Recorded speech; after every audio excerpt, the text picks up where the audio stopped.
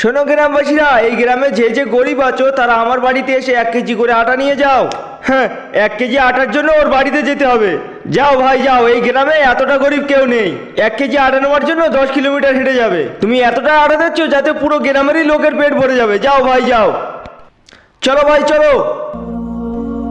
আমার বাড়িতে তো সবজির এক টুকরোও নেই, আর 3 দিন ধরে আমার বাচ্চারা কিছু খায়নি। চলো 1 কেজি আটাই নিয়ে আসি। আরে বেটা বেটা, তোমরা যে আটার কথা বলেছিলে ওই আটা আমাকে দেবে। ভাই ওনাকে আটা এনে দাও। বেটা, আজ আমার বাচ্চাদের পেট ভরে যাবে। বন্ধুরা, তুমি যদি জল খেতে পছন্দ করো তাহলে ভিডিওতে লাইক করে চ্যানেলটি সাবস্ক্রাইব করে দাও, আর যদি মদ খেতে ভালোবাসো তাহলে কিছুই করতে হবে না। ভাই এই আটা আর এই পয়সা। ভাই তুমি তো 1 কেজি আটার কথা বলেছিলে, কিন্তু এতটা কেন? চাচা এই নাও 15 কেজি আটা আর 5,000 টাকা। চাচা তুমি জানো আমরা 1 কেজি আটা কেন বলেছি? কারণ যে গরিব সে আসবে এই আটা নিতে।